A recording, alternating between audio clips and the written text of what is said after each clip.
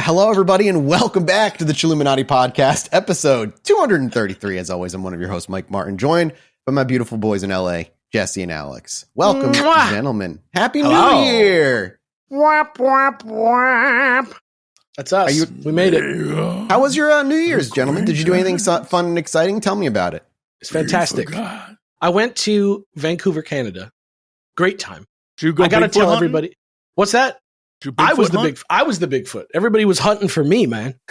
No, but we went down to a place called Gastown, and this is perfect for Chilluminati. Actually, we were just walking up the street, and Kelly and Amanda went across the street to like check out this pet psychic that was on the like business that was a facade that was there, and it had like these really neat like neon lights out front, like a occult eye and like a cat with a moon. This is really cool. There was a few of these back in Rhode Island when I lived in Pawtucket. Yeah.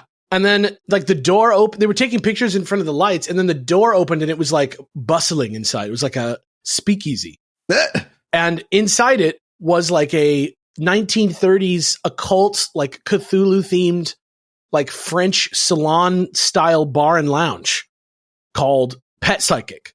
Okay, that's sick. It was so tight. That's so wild. You didn't. We just opened the door and we were like, hello, and they were like, you found us, and like we were like, do you have a table? And they were like, we can squeeze you in if you're out by 8:15, but in fucking Canada, the sun goes down at like 4:30 p.m. So it felt like it was the middle of the night at 6 p.m. and we were in there and it was awesome. There was like a tiki drink that came in a Cthulhu head with dry ice in it that had like smoke coming out of the eyes. What the fuck? That sounds fucking sick. I ordered there was cocktails based on the higher arcana of tarot. And every time you ordered one, it came with the card. I ordered the Wheel of Fortune, and the cocktail was roll for your alcohol and roll for your characteristic. And I got like a bold whiskey, and it like came that way. It was like the most stanky old fashioned I've ever had in my life. That sounds like a lot of fun. I would do that drink simply because of the wheel, even if I don't like drinking anyway. That sounds like a good time. It was playing the sort of unlicensed horror music that we listen to a lot in Scary Game Squad, like early turn of the century style. You're gonna die. Yeah, like stuff like that. And it was like a combination of like people in cosplay from Gen X who like were waiting for this their whole lives to like finally have a place to like be this in reality, and an old man who was like literally, no joke, like, oh, I loved this song when I was younger. Chartreuse, please. like it was a vibe. That man haunted by the ghosts of the sea. Jesse, what about you? What'd you do, dude? I'm trying to remember what I've done. I'll be honest. I don't. What did you do for New Year? Anything? Did you just hang out? No, I didn't do anything. I think I was in bed by 10. I woke up the next day and I was like, all right, back on the grind. I think I took exactly 48 hours of doing nothing. Hey, that's pretty good though. And then I went to bed. Now I would have gone out, but I then went to bed. I noticed that was like that was kind of like a vibe. Like we're on the West Coast, so we have the last New Year's besides Hawaii, which shout outs to the homies in Hawaii, but like in the continental United States, we had the latest. And everybody's like, my mom and dad were like, we're doing Mountain Time New Year so we can go to bed early, or like we're doing New York New Year, we're watching the New York one so we can go to bed early. And it's like, that's not New Year's. You're just going to bed at 9 p.m. the night before New Year's. I don't know. Yeah, no, I didn't care. I went and I got like a good New Year's Eve kind of like food outage. Food outage, that's right. Food outage? Food outage. Balto had to come bring you some fucking stew. I needed help. I needed those dogs to come save me. Yeah. And then I like went home and was like, what if instead of staying up, I like slept, bro? And so I may have had an edible or 3 and then went to bed and it was great. An edible or 3 will put you to bed for sure. Yeah, it was lovely. And then I woke up the next day and I was like, ooh, I guess I'll go play a video game or something. And it was great. Woke up a leprechaun. Oh, saints preserve us. Yeah, I didn't do jack for New Year. New Year, it's weird. I'll do stuff if people want to do stuff. It's just like my birthday. It's like every holiday. I don't care about any of them. But if someone wants to do stuff, I'll do it. But like, it doesn't affect me. I like New Year's Day. It is probably because it is my mom's actual birthday, which happy birthday, Mom. But also, it is like the ultimate Sunday for some reason. I don't know why. Oh, yeah, absolutely. It's not really a holiday, but everybody's like, by the way, we don't open on New Year's Day. We're just not doing anything on that day. That's our jammy day, so you guys understand. Sure. I remember like the decade of working in restaurants. Working New Year's Day was basically taking a day off, but in the restaurant because there was really nobody coming in ever until way later. Like we never really slapped like a real tradition on that day. Like California, we got the Rose Parade, and I think people watch that all over the world. But like, there's not really a New Year's Day deal. But we all just kind of like do puzzles. Really? Shit. Yeah, I don't know. It's tight. Yeah, I just smoked some weed and I started playing through Dragon's Dogma again in preparation for the sequel next month. So into free, dude. And that game still absolutely holds the fuck up. It still got, the combat in that game is just extremely great. It's tight. It's fun. I'm excited. I'm excited for that entire sequel. I have a list on my desktop right now of every game coming out to the end of March that I want to play, and it's a lot. And I'm a little worried. If you haven't, everybody, go check out Geek Ender's podcast, Jesse's new podcast with Dodger. Dodger. Where you can hear him talk about video games and other. I do love the games. Dodger. But I don't love the holidays. Dodger. She asked to come back, and then trying to schedule her is like impossible. She'll be back at some point. She was in England. Stop having kids. That's my advice. Don't have children. Don't have children. And everybody's favorite, Crendor, reached out to me the other day wanting to come back on the show too. So he'll be back. He's just bored. Yeah, he's exactly. Just bored. He's bored. like, come over here, Crendor. Wait, what is that? Is it because I went Dodger? Message Math is back, Crendor. Who are you? You can always message me on patreon.com/Chilluminatipod though. I'm so glad that you segued to that because it is such a good website, not just for reaching out to us if you want to be a guest host as a mutual, but it's also a great place to go if you want to support the show that we put on, because that's the point of that website. And honestly, if you do want to contact us, you already know how. We're mutuals. You probably have a phone number. So, I would hope so. But in general, everybody else should go to patreon.com/Chilluminati because separately, it's a good website. And if you go there, not only does it keep our lights on, but you get neat things in return, like a digital version of a PBS tote bag. Like what you say, ad-free episodes, mini-sodes, rotten popcorn episodes, bespoke art, all kinds of shit that we put on there. Great stuff. And if you pay us $10,000, Jesse will sell his soul to you for 1 month's time. It's not worth much, but hey, $10,000 is $10,000, baby. Yeah. That'll pay a good chunk of people. There's got to be at least one like Koch time for irresponsible decisions, right? rich people. Yeah, there's like one Koch brother there's alive. There's at least one Koch brother that could pay me to say some crazy shit. Come back here, Koch brother. Come here, you Koch brother. Come here. Are we hunting the Warriors? Is that what's happening right now? Koch brothers, come here. The Warriors was one of those movies that I watched, and I am one of those. It was so boring. I was so bored. Yeah, you're like that kid who's like black and white. No, it just didn't. I don't know. It was just boring. The Warriors. I maybe watched it when I was too young. I was like 17, 18.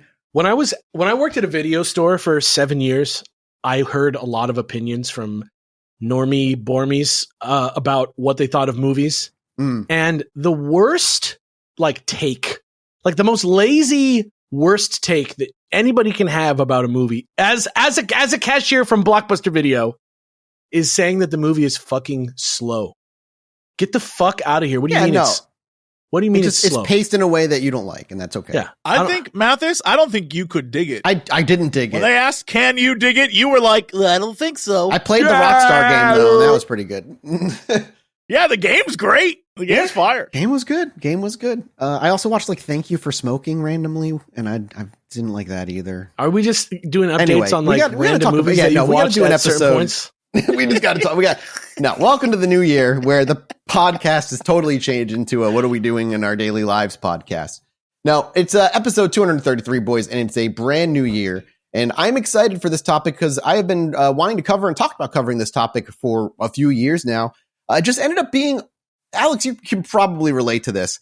It's one of those topics that there's no good, like, solid source. It's a lot of different sources with varying different stories on it, all come together. That is why those listicles exist. Yeah. That's why those listicles exist. Well, this is one of those. .com/Patreon.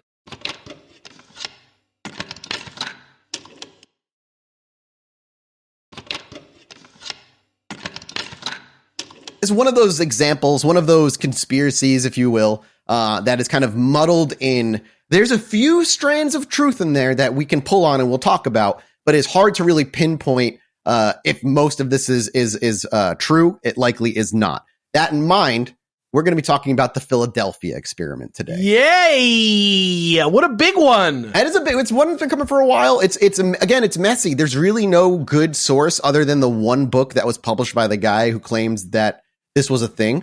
As I always like to ask, though, you boys both know Philadelphia experiment? Yeah, this is this is like the most losty mystery. This is like the most Dharma Initiative shit. It's like dudes getting teleported into bulkheads and squirming around and mis-executed teleportation experiments, right? Strong not Penny's boat vibes. Something Montauk, blah, blah, blah. Something Nikola Tesla.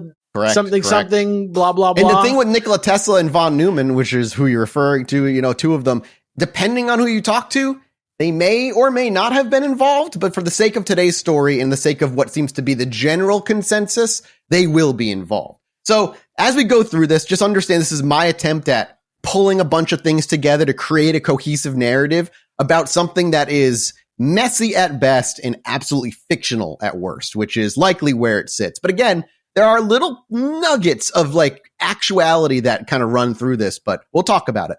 You got Denver airported is what happened here. That's I it happens, man. It's not the first time. Yeah. We've been in this exactly. now. You were like, this is like a classic topic. Everybody always wants us to talk about this. I bet this is going to be so juicy. And then you found out the reality is that like, we're going to cover this entire mystery in one episode and everybody's going to think it's fake by the end.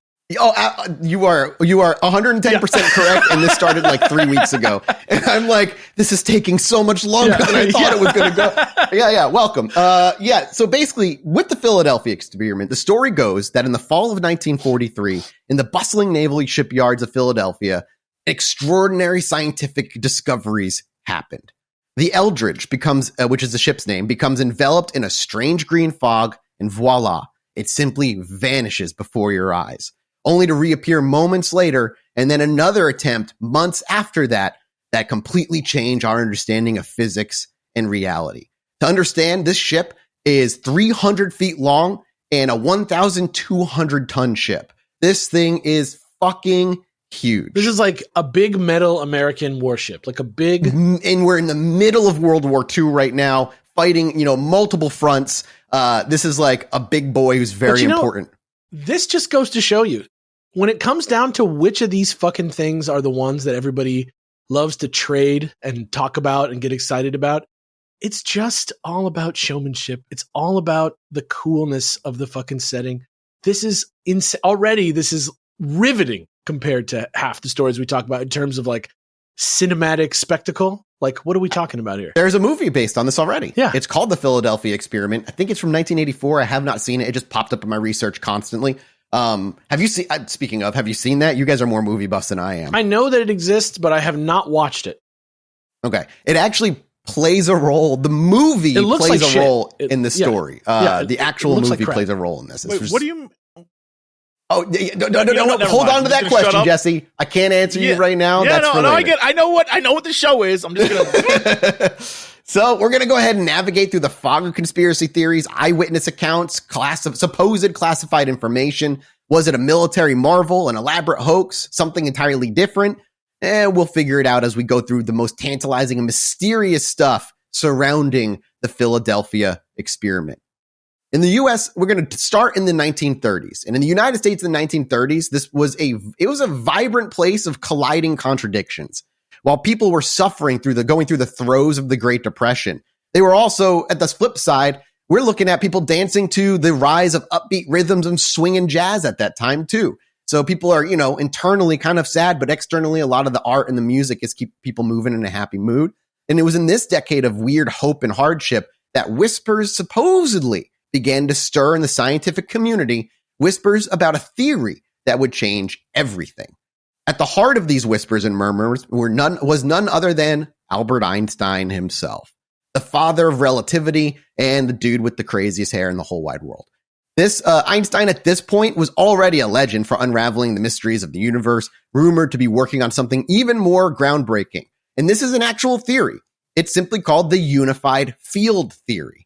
And this elusive theory, very enigmatic, you kind of compare it to Schrodinger's box, promised to marry gravity with electromagnetism, potentially unlocking the secrets of the cosmos.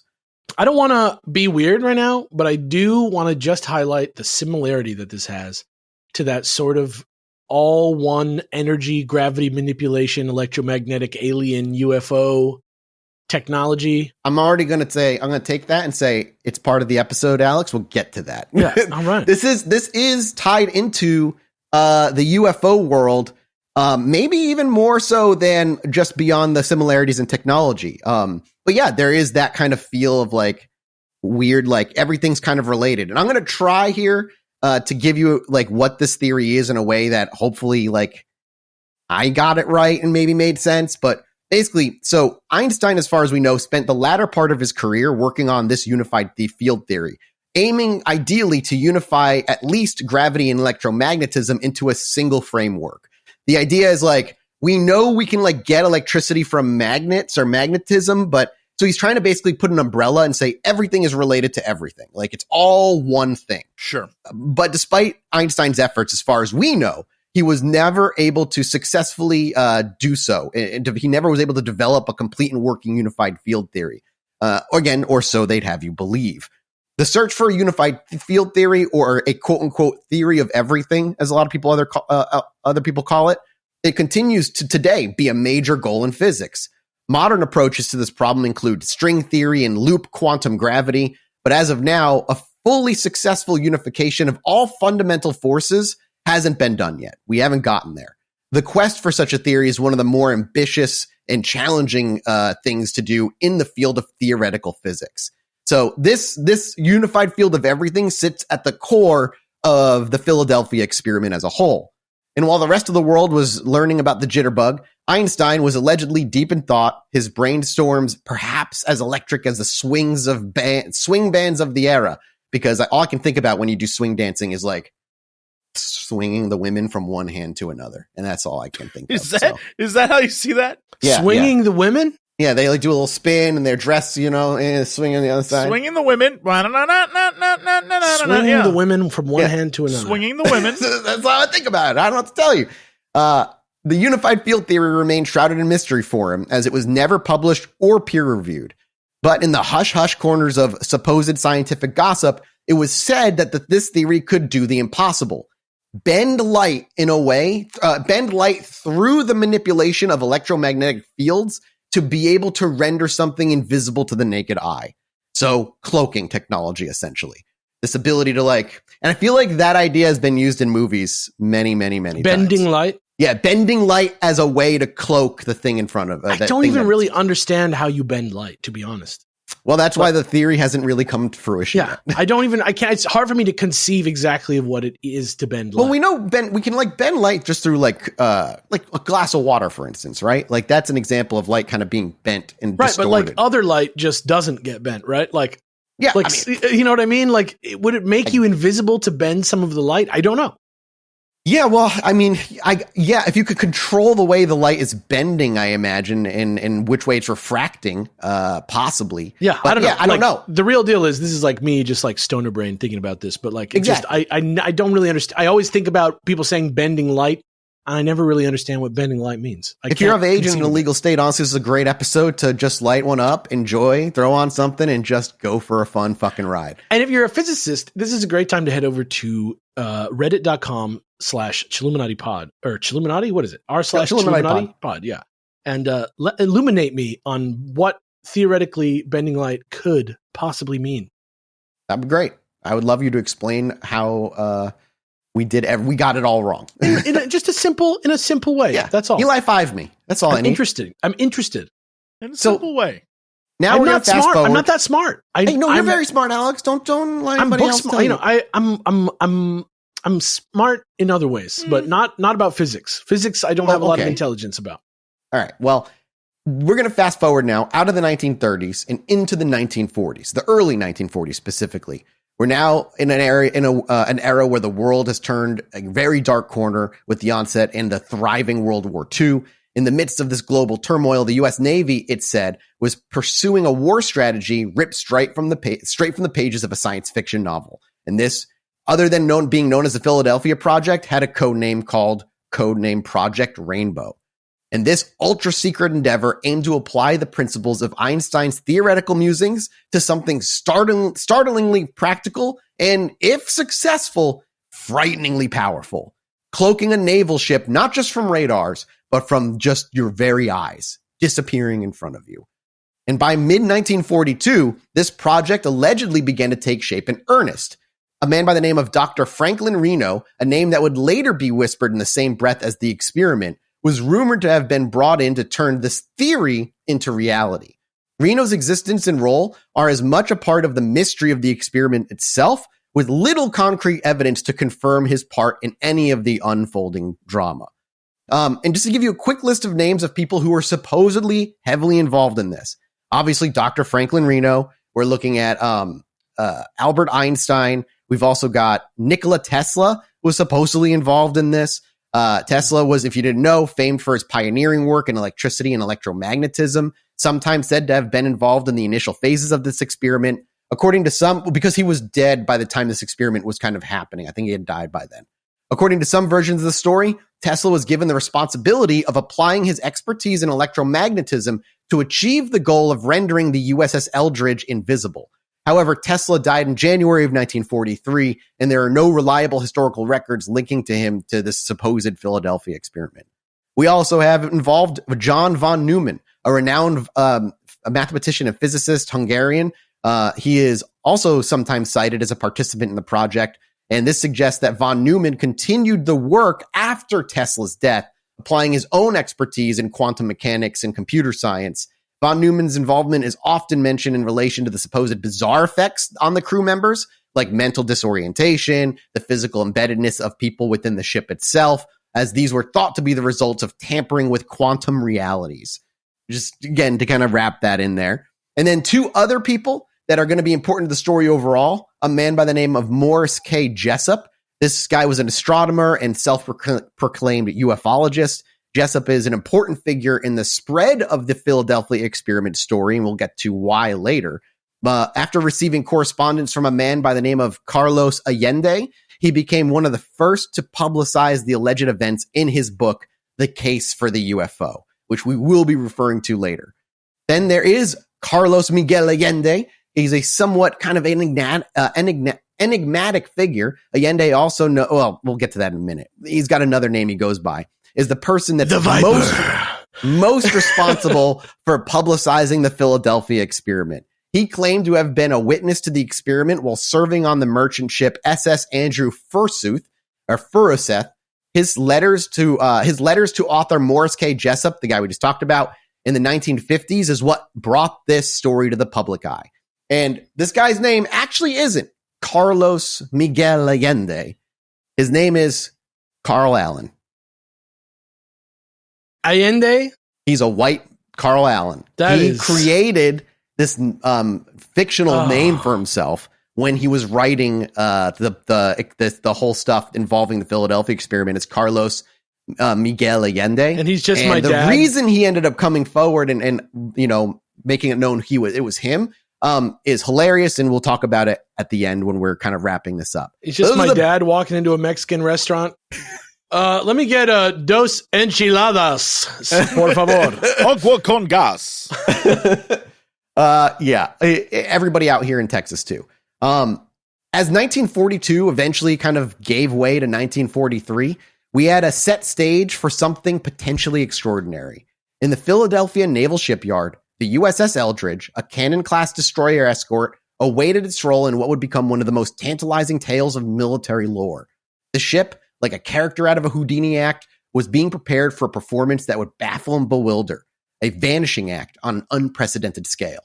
Now remember, we're right smack dab in the middle of World War II at this point, and fighting a war on multiple fronts. Having the ability and technology to turn something invisible in front of your very eyes would have been groundbreaking and war-changing. And if this is all true, supposedly FDR, recognizing how important this would be, this made the decision that this project was best used for the Navy, which is why it's the USS Eldridge that's doing this. It was the president's decision saying the Navy was just the most important part of this war at the moment. So let's continue on now to January of 1943 and set the scene for the supposed events leading up to the infamous Philadelphia experiment. Now, remember, there's a lot of shit that's going to happen, so just try and follow. If you have any questions, I will happily fucking clarify. So in the throes of World War II, where apparently some folks in the Navy thought, let's just get an actual invisible shield, we begin in the early months. The Navy, in a stroke of genius or madness, depending on your viewpoint, decides to dabble in kind of like mystical, scientific, reality-bending experiments. The USS Eldridge, with the number DE-173, is the one chosen for this grand experiment. And if you ever wonder why, it's maybe nobody knows what the specific reason this specific ship was chosen for. It could just be random. It could have been for a reason we do not know. According to legend, the ship is then rigged with some serious hardware. We're talking generators, Tesla coils, and other tech stuff that sounds straight out of like a freaking Star Trek convention. The goal of all this technology is to create an electromagnetic field so powerful on the ship that it would render the ship invisible to enemy radars and people's eyes, to just warp with electromagnetism, supposedly. So like radar cloaking. Yeah, radar, but also in front of your eyes. Eyes, you're right. It does and both. Eyes. Yep. How would that work, though? Magnets, dude. How do magnets work? Magnets. That's exactly what I'm saying.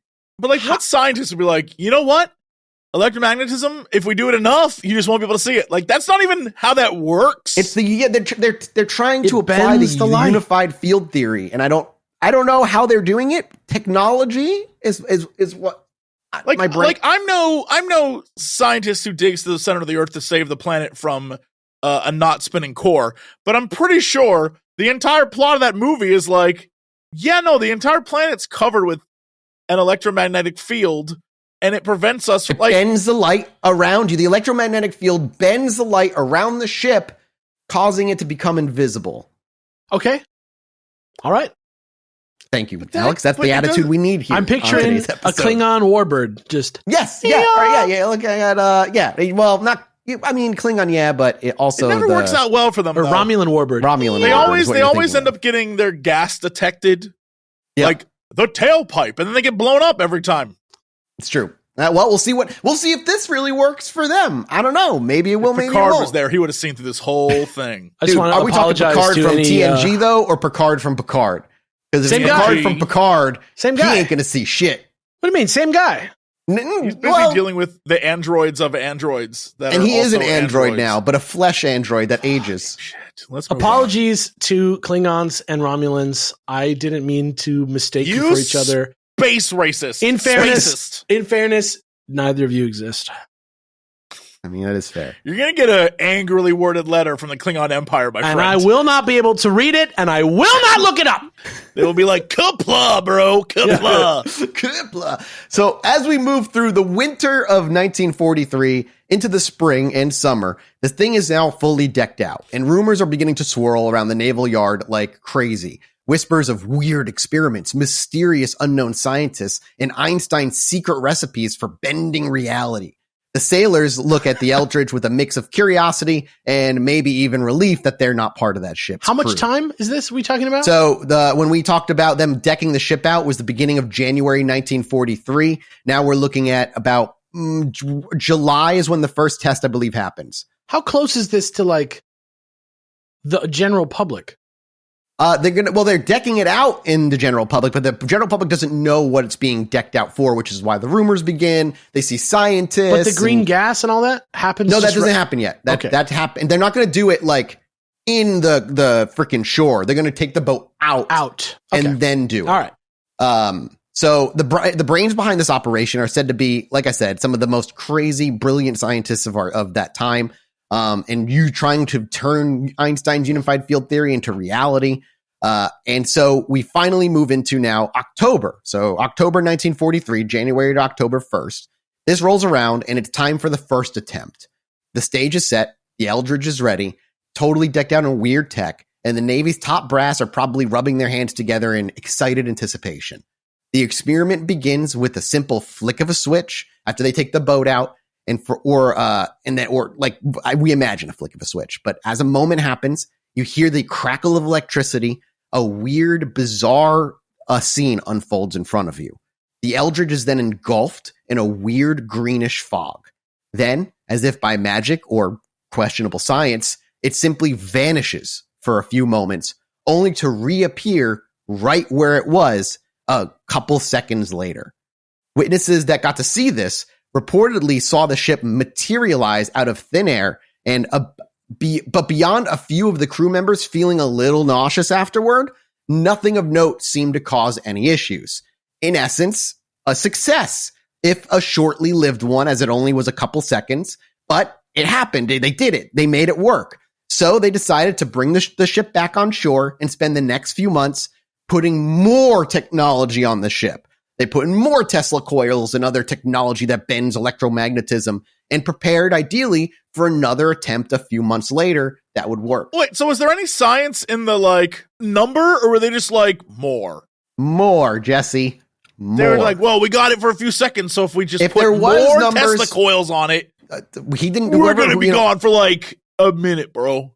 It's just not, maybe they burned the files. We just don't have them. We only have eyewitness accounts, supposedly. I would just love to know what there's got to be some sort of science here where they were just all right, we'll put 2 more on, see what happens. And then we'll do 3. Or just some guy all of them, gentlemen, all of them.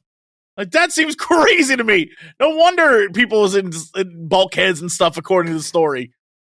Well, now they're going to actually attempt this again in July. It's like a Godzilla movie type guy pushing them, right? That's what I imagined. Just do it. And also, I want to point out that we also mentioned, if you remember, the Greenstone Part 3, Part 1. Yeah, I do not. No, which was a underwhelming UFO story that Jesse didn't like very much. Do you remember that? I don't remember any of that. No, I don't know if Jesse liked any of the Greenstone very much. I think he has a fondness for it that he can't. I like to think that somewhere in there.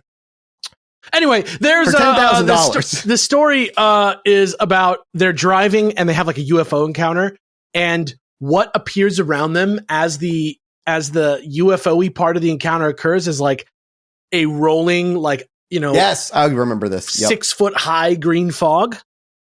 And if you're thinking about it from the point of view of why an alien would do that, and now that might be residue from electromagnetism bending light to create invisibility from outside, maybe there's something there.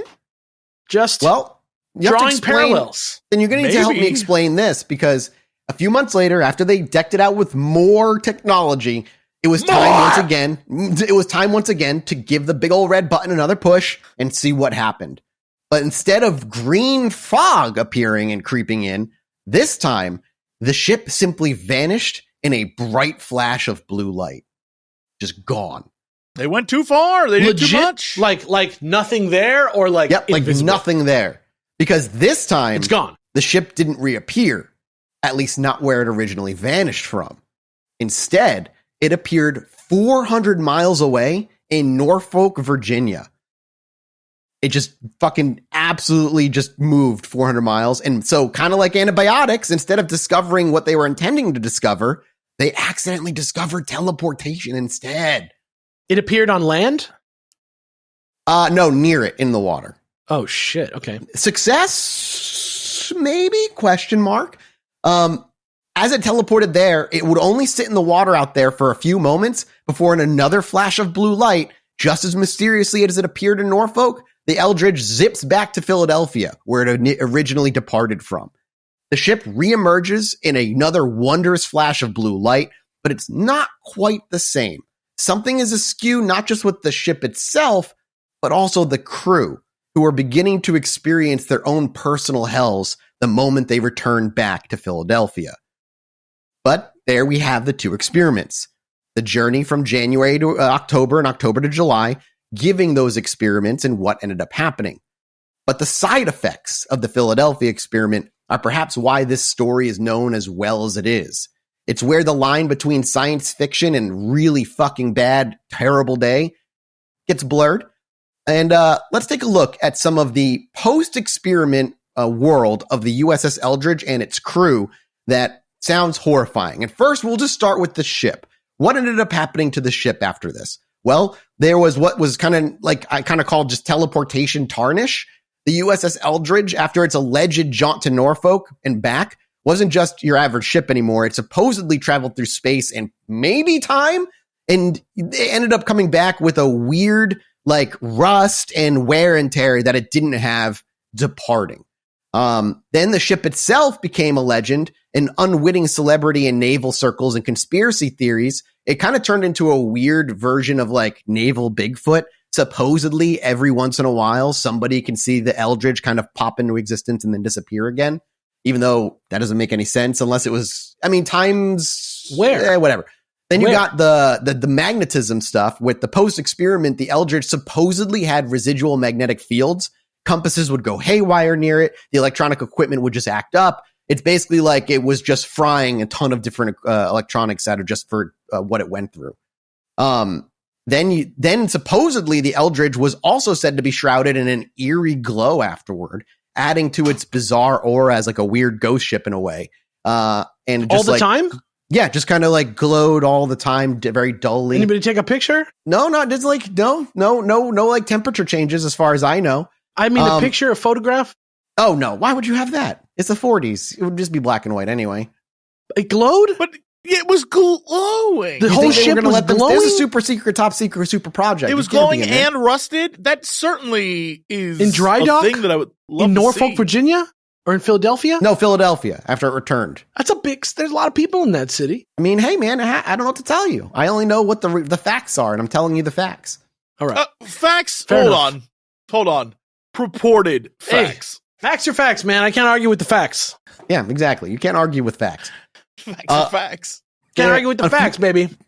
A few other things, the electrical equipment for then on, like just around the ship, just behave erratically. Even after like the braking aspect of it passed, there was always this like electronic equipment didn't always operate quite right in there.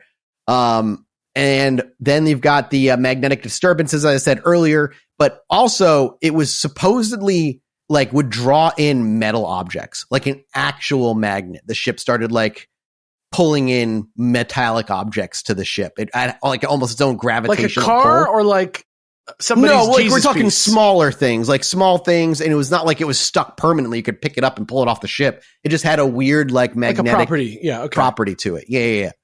But the real horror wasn't really what happened to the ship. It was what happened supposedly to the crew, or a long list of things that happened to this poor fucking crew. If this, it actually happened. So let's talk a few of them. First, you got your basic stuff. Things like your physical ailments. You're talking nausea, intense nausea, vertigo, headaches, a condition known as quote unquote molecular distortion, where the body's very structure felt misaligned or out of sync. Then some people were supposedly developed a weird relationship with electromagnetic fields. They would suffer shocks when touching metal objects, or electronic devices would malfunction or behave erratically in their presence. So they just were like the anti-technology supervillain. Anything near them breaks. They couldn't use it. Then you have the weirder things that we'll talk about. But last, we have psychological trauma. Mental toll was taken on the crew. Many of those involved were said to have suffered severe psychological disturbances, including acute anxiety, debilitating paranoia, and hallucinations. The trauma was reportedly so intense that some were said to have been institutionalized, while others supposedly vanished and were quietly discharged under mysterious circumstances. Do we have any stories of their accounts of what happened? Yes, we will get to that. Thank God. All right, that's what I care about. That's what I want to know what happened when they looked. Bring this to life for me, please. Yeah, I want to know what, when they went through the looking glass, what happened. Oh, dude, you are not ready for the actual I am first so hand. ready. So that's all I want. A narration of a man whose leg is still stuck in a bulkhead. Yeah. Then you have the invisibility after effects for some sailors. Some of them allegedly continue to experience bouts of invisibility long after the experiment. They would just vanish from people's sight. They were random, uncontrollable, leading to terrifying moments where individuals would simply phase out of visible existence, sometimes just partially, sometimes entirely. No pictures of this. Huh? No pictures of this, though. They phase out of existence. Yeah, what are you going to take for sometimes partially. Can you pick up a fucking cup? No, that takes too long. No. It's vampire rules, dude. Get dressed? Couldn't get them. Yeah. All right. Sorry. No, you can't do that. Then you got the people clothes who become invisible when you touch them? Then you have the other people who instead of respond. How does that work? When you're dressed, what happens if your clothes weren't on the Philadelphia, on the Eldridge? Well, so the way I imagine it, if we're going to take this question seriously, is if you're radiating your own electromagnetic field, you're bending light around you accidentally, so you'd be bending light around the clothing as well. Disappear. And so if you were holding something, even if it's a cup, I imagine that would vanish as well. All right. Well, the science checks out. Thank you very much. Checks out. They got us. If you're not one of the ones spontaneously be going invisible, maybe you're one of the ones that got spontaneous phasing. This was this phenomenon where crew members would suddenly and inexplicably phase through solid objects. Like Shadowcat. Like my Shadowcat, exactly. No, Shadowcat from the X-Men. Oh, or my Shadow Ghost Same Cat. guy, same guy, basically. Yeah, Kitty Pryde. They were unable to control it. She had a dragon. That's true. She did. They were unable to control it, and they were harrowing accounts of sailors who got stuck in their own walls and floors at home and horribly fucking injured and shit. Just absolutely displacing themselves. That's what the fuck is that? But the ones who walked out with physical, psychological, or random phasing problems are the ones that were fucking lucky. Because then you had the people who, after its return to Philadelphia, were physically melded on a molecular level to the ship itself. One of the most grotesque and frequently cited side effects was the supposed fusion of sailors to the ship's bulkhead. Imagine crew members becoming unintentionally part of its structure. They were supposedly screaming in utter pain and horror. The bodies were completely fused with the steel, arms emerging from bulkheads, faces embedded in the deck, a surreal and kind of ghastly human ship amalgamation. We should take a picture of this, man. This is fucked up. No pictures were taken. This is unbelievable. I don't think you should, man.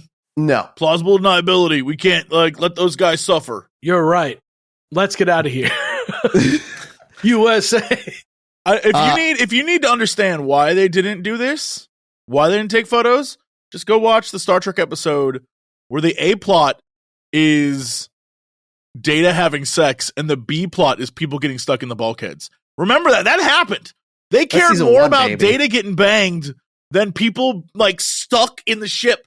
So obviously, honestly, you might that's be right, a one-to-one translation. A robot was getting fucked somewhere. And also, let me remind you, technology kind of fried in the presence of the ship, so it was hard to get pictures of anything because the camera would break. Oh, duh. Did anyone draw anything? Maybe. Did they cut one of the guys out of the bulkhead and sort of wheel the bulkhead down the street with him? Not that we're aware of. I got a story to tell. Did anybody ever go to the newspaper my daddy is a wall?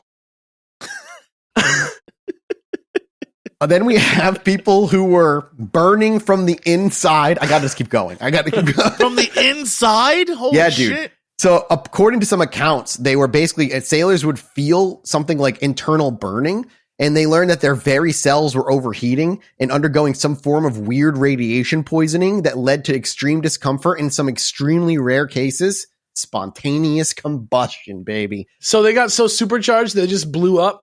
Instead of going Super Saiyan God, they just exploded. Any record of that in any newspaper, these guys blowing up? There are records of people who have spontaneous combustions. I mean, I know that there are records of a few people who have spontaneously combusted, but have any of them coincidentally been crew members of the Eldritch? Maybe. It is not known. If you don't have proof that they weren't part of the Eldritch, they could have been. Hey, facts are facts. Facts are exactly. Thank you. Facts are facts. Then you have the people whose psychological trauma was so bad, their entire sense of self disintegrated. They had no grip on reality, unable to discern between past and present. Hallucinations were so intense, and they experienced severe disassociation from themselves. And they were so shattered they were simply just their psyche had become shattered from this. Then you had phantom sensations on limbs for some people. Some of the most bizarre effects or reports of phantom sensations on limbs. Sailors who were merged with the ship's hull would feel as if their trapped limbs were still free, experiencing a haunting disconnection between their physical and sensory realities. And then there's people who just temporally looped, expanding on the time displacement aspect. Some accounts suggest that crew members got caught in a short, repetitive time loop.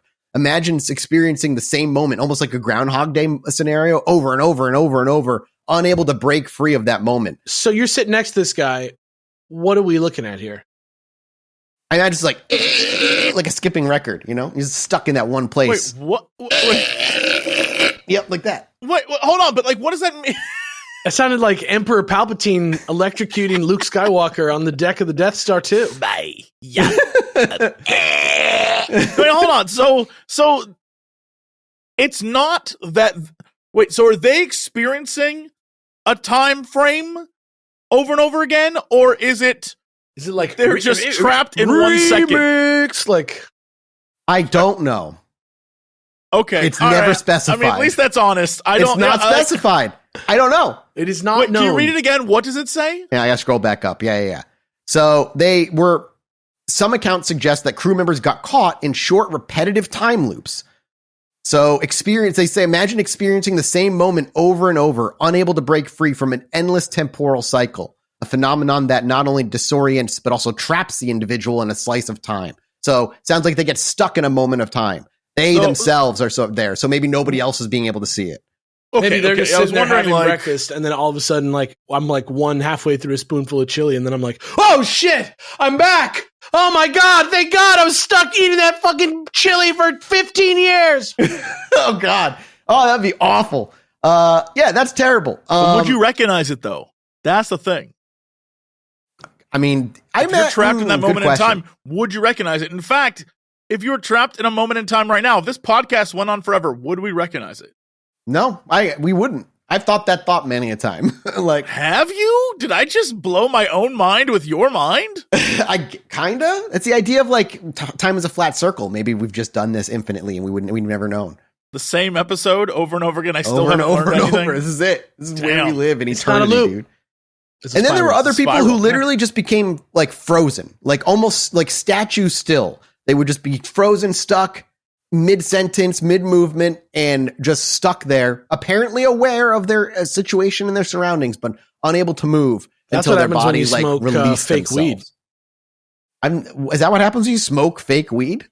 I remember there used to be you'd become like a zombie, you just smoke and then you are out there on the street just What is fake weed? Can you explain to me what makes the fake weed fake? Once upon a time, in a land long in a time long past, you could not get weed legally from the state of California. And in those times, people would smoke fake weed that was unregulated and unlicensed. What does that mean? It was like a weed substitute. It was impossible salvia? Weed. Yeah, no, it wasn't salvia, but it was some kind of chemical shit. It was meatless meat. It was not weed, but it had the effects of weed. But it was unregulated, and people would just get whacked out on it and just march around on the street, freeze on the sidewalk and shit. It was fucked up. Don't smoke that shit. Just wait till you can get weed somewhere legally, please. Sounds terrible. I don't like it at all. You don't even have to do weed, y'all. You don't have to. You can just hang with your friends and get high on life, dude. It's chill. You won't turn into a zombie that way unless your friend's a zombie, in which case you're a zombie.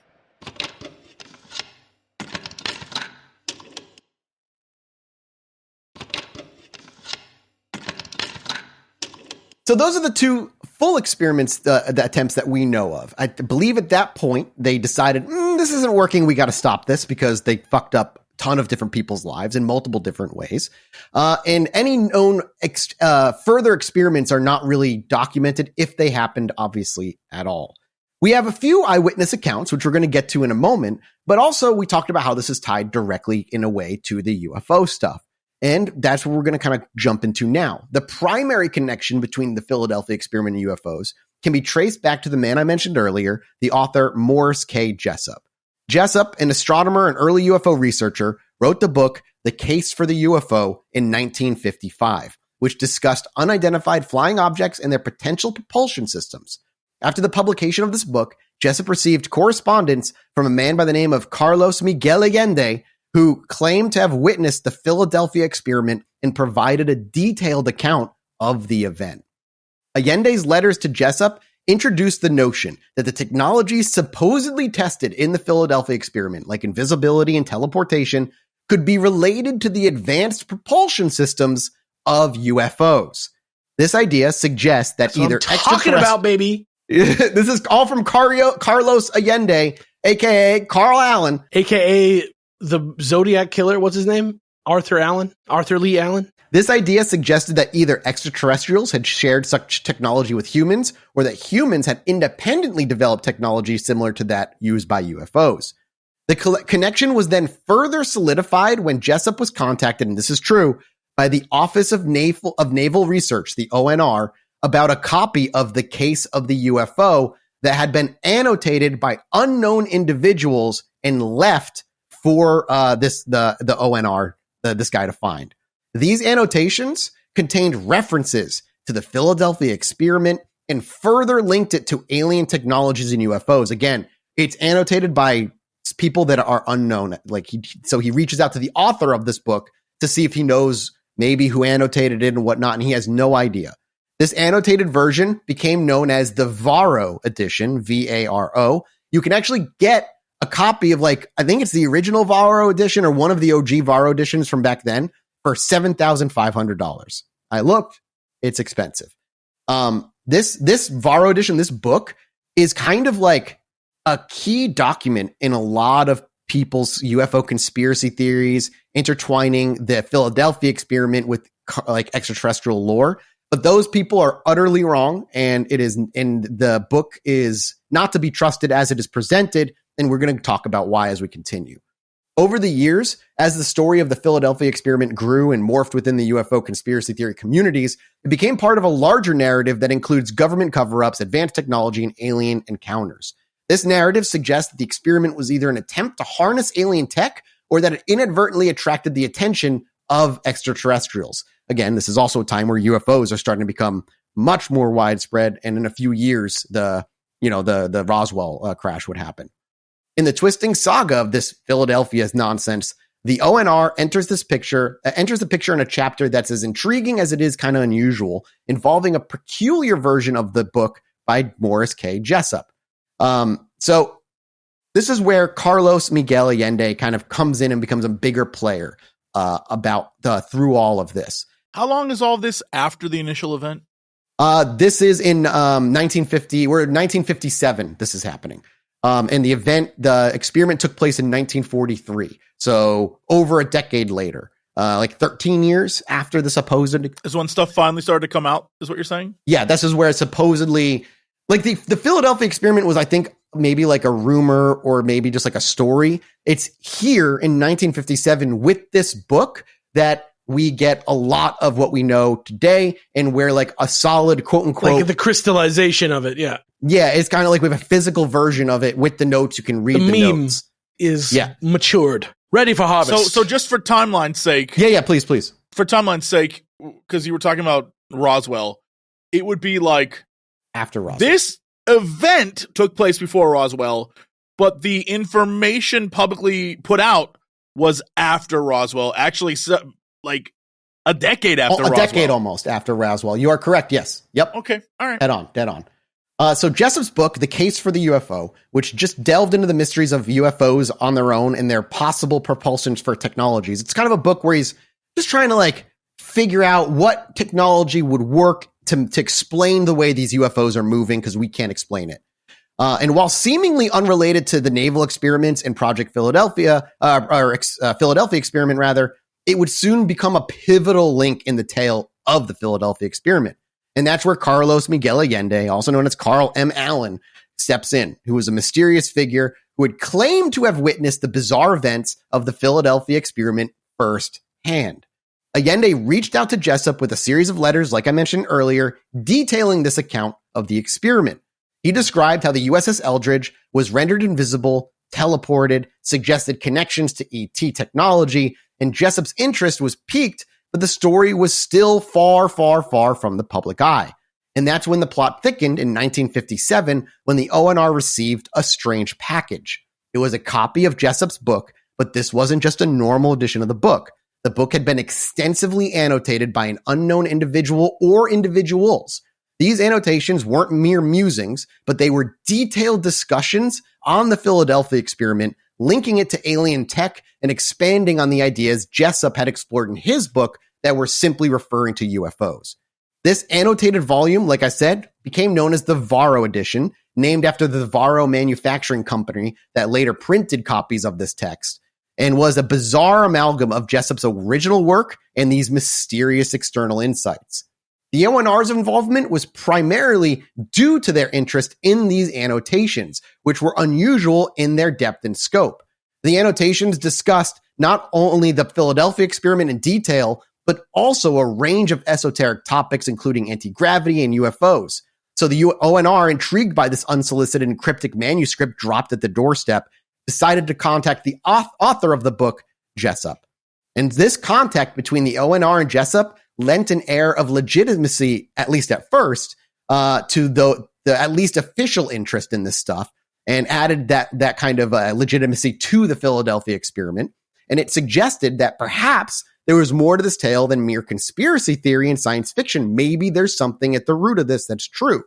The ONR's role in this narrative, while largely that of a curious observer, helped cement the Philadelphia experiment in the annals of paranormal and unexplained phenomenon. Thus, the ONR, through its incidental connection to Jessup in the enigmatic annotated edition of his book, became part of the story as a whole.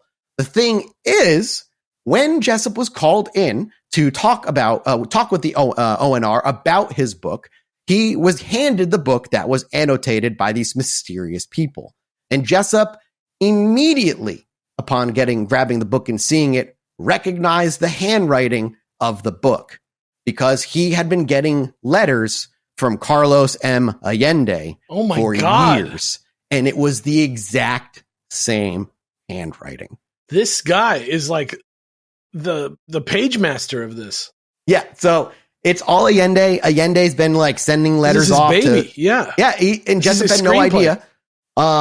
And this, and these notes were originally kind of referred to as annotations by Mr. A, Mr. B, and Gemi, Gemi. But he realized, because the thing is with Carlos, if you look at his handwriting, and you can go look at it, the man capitalizes randomly. He misspells a lot of things. It's really hard to tell, like, if this is one person or if it could be multiple people. But the thing is, Jessup recognized it instantly and realized that these notations were from Allende. However, hoping to push the process of having the government investigate UFOs on an actual real scale, he never originally admitted to him that he knew where those annotations came from. And Jessup himself went along with the lie for a bit that he didn't know who these annotations were from. So then let's talk a little bit about what happened in terms of having Carl come forward and reveal who he actually is. Because like I said, the book with annotation started getting printed, known as the Varro edition, by the manufacturing group Varro. And it was all just copied of his annotations just on the book. And somebody was making money. And Carlos Allende wasn't making any of it because he hadn't come forward to claim that it was him who wrote it. And when the book started selling and doing well and making making it into like UFO meetings and stuff, the dude was like, I need to make this money. So he came forward, was like, I wrote it. It's not, it's not a mysterious man. It's me. I'm Carl Allen, baby, not Carlos M. Allende. And also it wasn't anonymous. I did it. But shortly after he admitted to doing it, he saw how quick the books were popping off because people believed them. So he quickly retracted. He was like, all JK, of that. JK. He'd be like, just kidding. I didn't do the annotations. It's all real. It's like, go buy the books. I just wanted credit. It's not me. While I imagining making a deal in the back end with the book people to get paid for it. All while Jessup himself started struggling heavily. He wasn't making a lot of money. It wasn't like, and he was, in 1959, basically, only 2 years after this book was released, he ended up killing him. Jessup killed himself. He locked himself in a car, sealed the windows, fed carbon monoxide into his window, and he committed suicide. And the reason, so that's taking on surface level, just like at surface value, people immediately tied that to the Philadelphia experiment and leaking all these things, and the government, quote unquote, suicided Jessup, and it became another like spoke in the wheel that supported the Philadelphia experiment as an actual thing. When in reality, Jessup, the astronomer and early UFO researcher, had other factors that might have played into his decide. This just never would have happened if there was internet, basically. Maybe. He was facing significant professional challenges because he was such a UFO guy. And despite his early promise as an astronomer, he struggled to gain academic recognition and was not affiliated with any major institution. His focus on UFOs was considered fringe science and marginalized him in the scientific community pretty heavily. And he faced financial difficulties because of that, which added to his stress. And he also became increasingly disillusioned with the UFO community, especially after learning this mysterious annotations were from somebody he knew.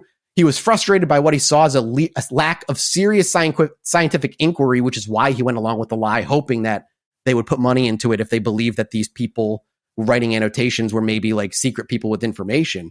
But he also had just personal issues in his life, which may have contributed to his distress. He had gone through a divorce. There were many reports of him experiencing depression. It wasn't like a sudden thing, like the conspiracy people would like to have you believe. It was very much, he was a very depressed individual, and it just kind of sucks that happened that way. Regardless, though, his book on all this stuff invariably were now tied to the Philadelphia experiment. So let's talk now about an eyewitness account. Jesse's been wanting this. So let's talk about the best eyewitness account of this that we have.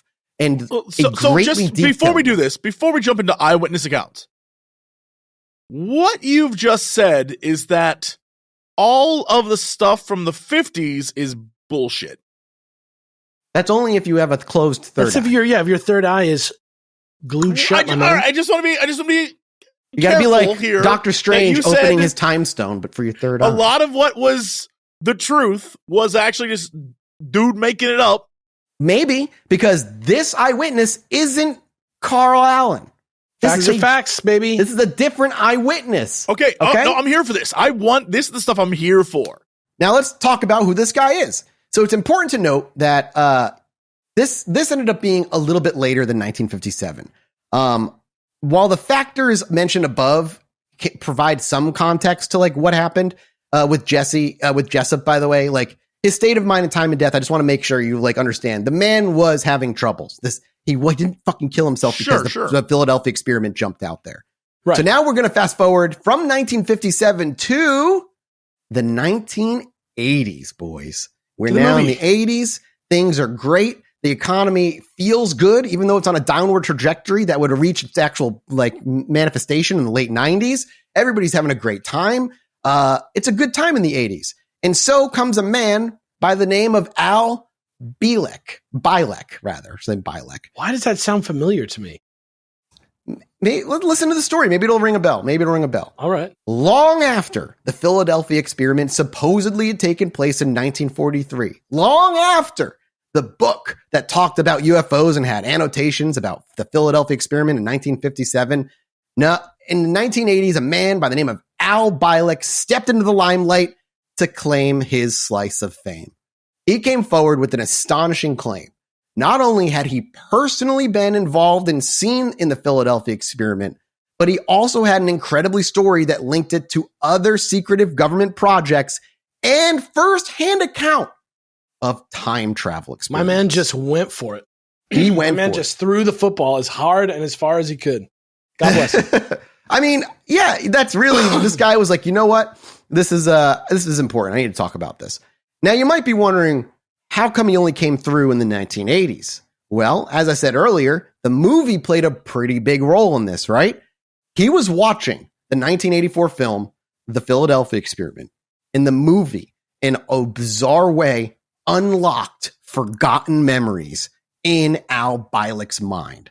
As he was watching the movie, he had revelation after revelation, memory after memory of the hell that he went through serving aboard the USS Eldridge and the horrifying things that happened to him from it happening.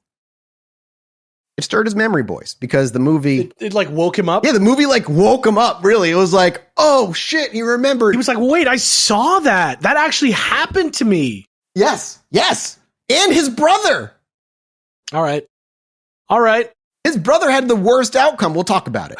So according to Bielek, all right, his involvement in the Philadelphia experiment, also known as Project Rainbow, was as a crew member of the USS Eldridge. He claimed that the objective of the project was to render the ship invisible to radar using technology derived from the theoretical work of Nikola Tesla and others.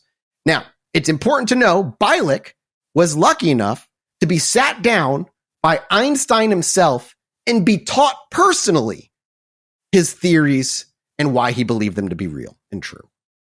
Isn't that pretty cool? I'm here for it. He got to sit down and have lunch with Einstein multiple times and was taught all of Einstein's stuff. And then he saw that movie and he was like, I remember that happened. Oh, yeah. I had lunch with Einstein. That's right. He also met Nikola Tesla and before he died and von Neumann. Whoa. Bielek didn't just describe the experiments in technical terms. He narrated a story that was nothing short of insane science fiction. He alleged that during the experiment, something went dramatically wrong, and instead of simple radar invisibility, the USS Eldridge supposedly achieved physical invisibility, phasing in and out of existence in itself. This, Bielek claimed, resulted in catastrophic consequences for the crew, with some of the men becoming fused to ship structures, stuff we've already heard of. Bielek's story then takes an even more fantastical turn as he links the Philadelphia experiment to another alleged secret project by the government known as the Montauk Project. Do you know the Montauk Project? I know that it has to do with Nikola Tesla. And that the Montauk Project is what Stranger Things is based on. Yeah, okay, but it does... Like the underground, I know Russian the tower. experiment. I know there's like a tower that was like on top of a building. Or am I yeah, thinking something we different? will do a Montauk Project episode. So what's the one with the hats and the cats? And they kept trying to like the cat and the hat. Remember, he kept trying to like teleport the hats. Yeah, and Nikola Tesla was like. I know what you're doing and I'm here for it. Please continue. Please. I see it in your eyes. This is a goof. This is a good goof. Don't let me down. He's still laughing too hard. Changes. All right. That's all I got. That is for movie fans out there. No spoilers. I'm not going to spoil that. Do you know what movie that is, Mathis?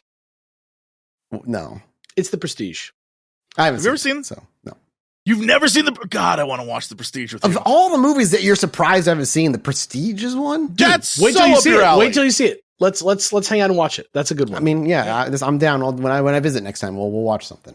According to Bielek, when the USS Eldridge reappeared after vanishing from the bright blue light, but not in Norfolk, Virginia, somewhere in between, he and his brother, Duncan Cameron, immediately jumped off the ship before it vanished again and teleported to, we assume, Virginia and then back to Philadelphia like originally. Except he wasn't in 1943 any longer. Not only had the ship teleported, it had time hopped. And now they were in the year 1983. But not 1983 as we know it. A branched timeline of sorts, if we use MCU terminology here. And it was a darker timeline where some sort of catastrophic event had happened. San Francisco was leveled and TVs were flat. I'm sorry, what? TVs were flat. What do you mean TVs were flat? He woke up in a hospital at one point and he saw that TVs were flat. Like he woke up to flat screen televisions? Yep, in 1983. No. So San Francisco was destroyed, but we got flat screen televisions like 2 decades Earlier? earlier? Yeah. So yeah, exactly. Yep. It's like the butterfly everything effect? was destroyed. Yeah. Cool. So he predicted flat screen TVs. Maybe he did go to the future. Huh? TVs Evidence. Evidence. TVs are flat, man. I mean, TVs are flat. That's crazy. That's how you know he was in the future. Come on, that's all I got. TVs are flat, bro. But he wasn't going to be stuck here forever, boys. Al would find a way out. How long was he stuck there? Well, okay. Are you really stuck when TVs are flat? I mean, true, right? Aren't you in a good place? So here's the thing. Duncan and Al both jumped off, member brothers. They suffered different issues. They both lost their lock in time, their place in the time stream.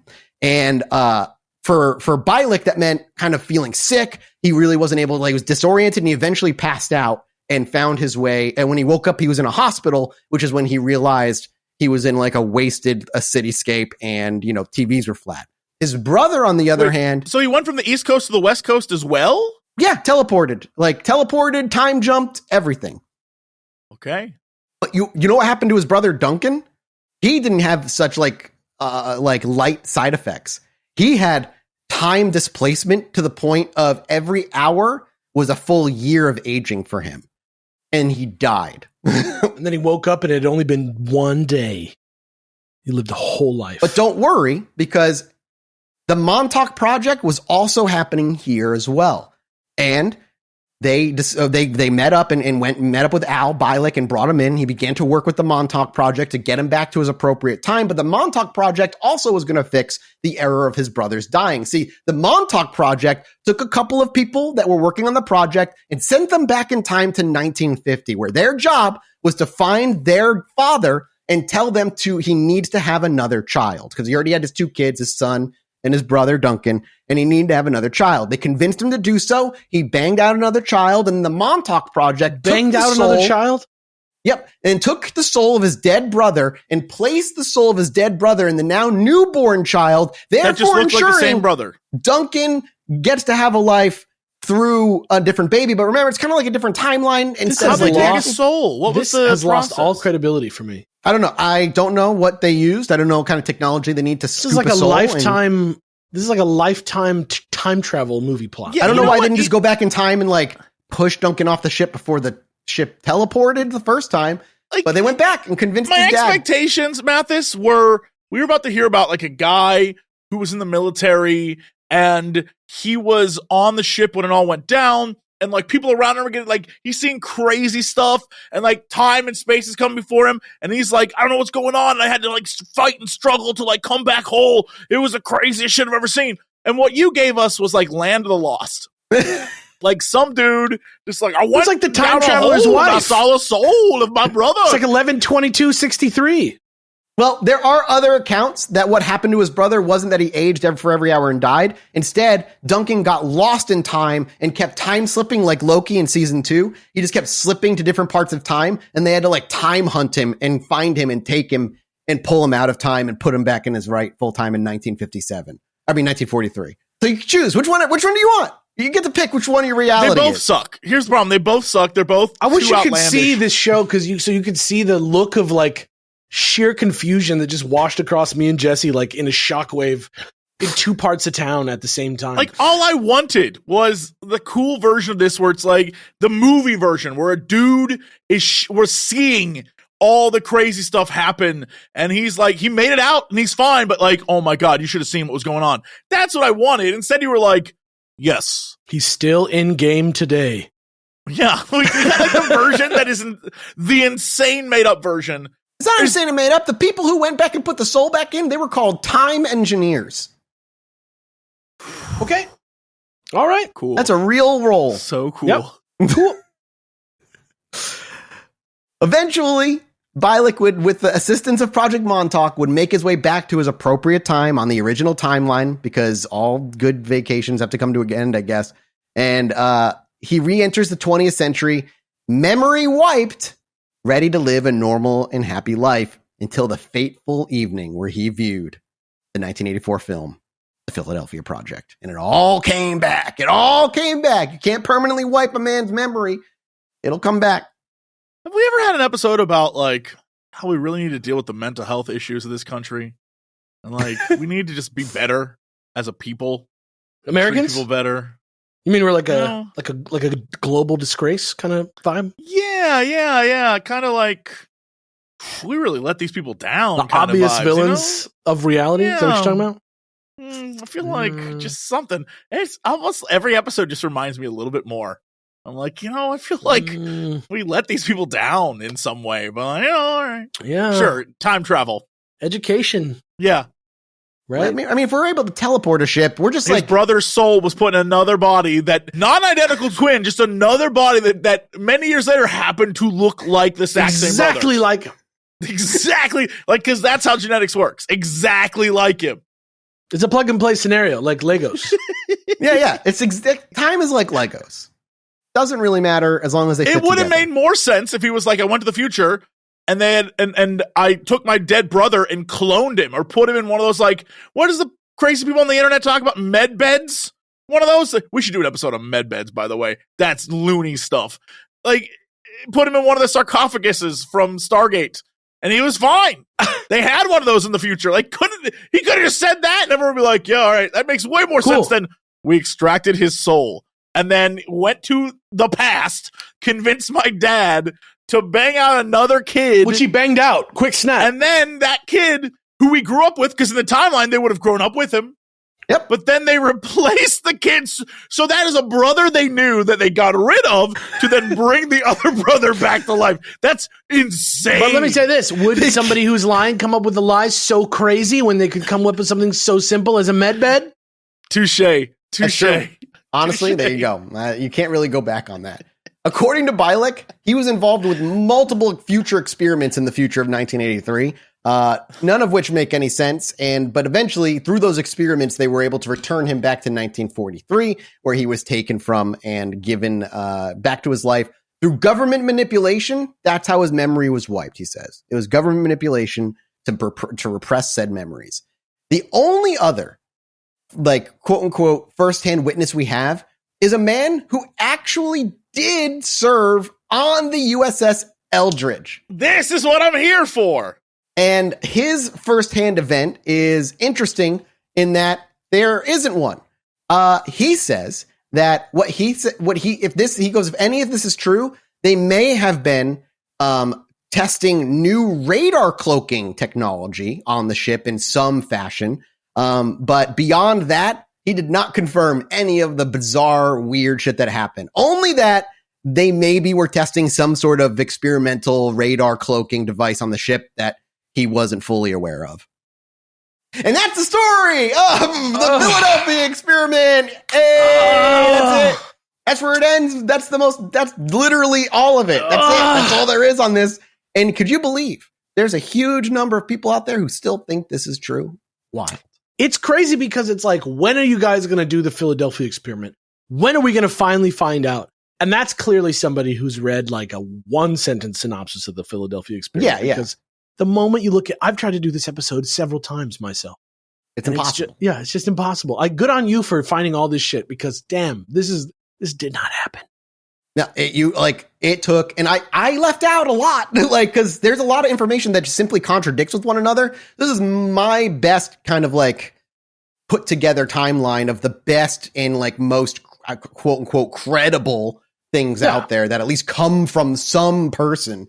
And we're doing our diligence. We're like paying homage to this legend. We're doing the service of actually investigating it and finding, after doing that it's more myth than truth.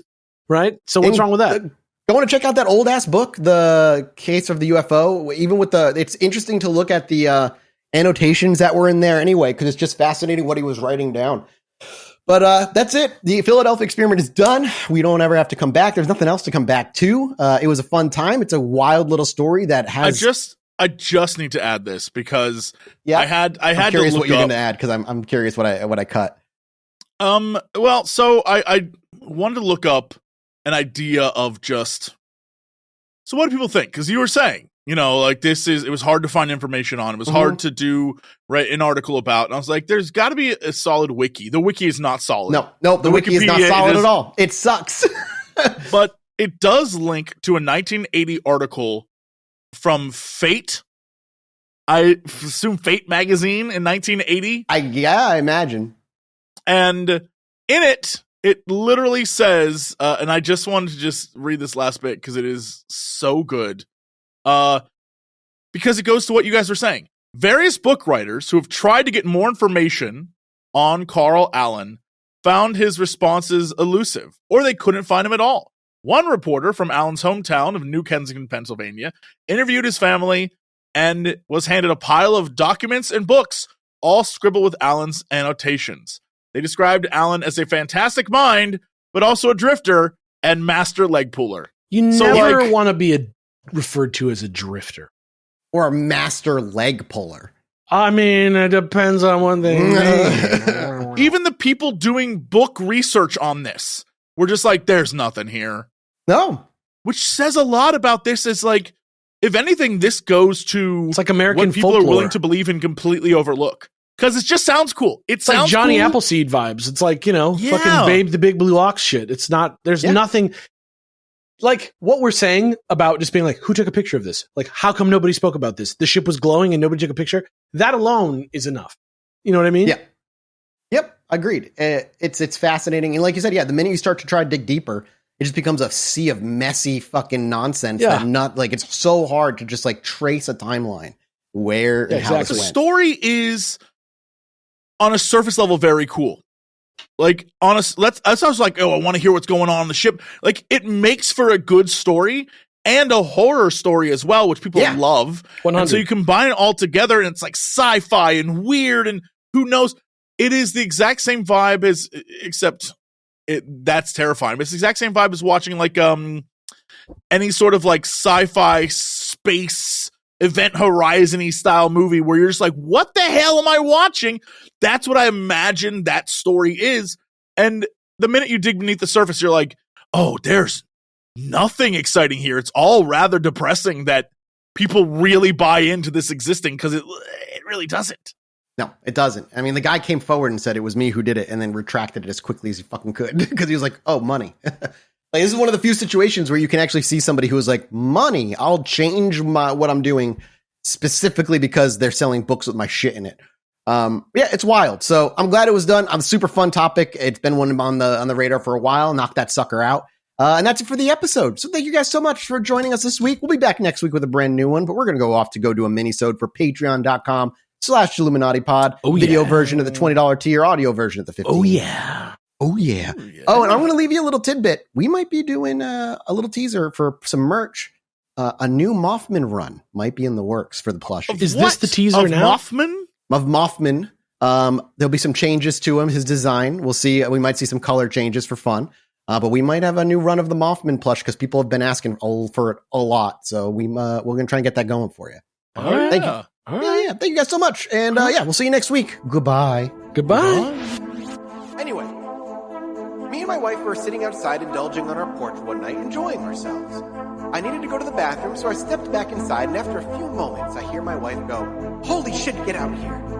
So I quickly dash back outside, and she's looking up at the sky in awe. I look up too, and there's a perfect line of dozen lights traveling across the sky.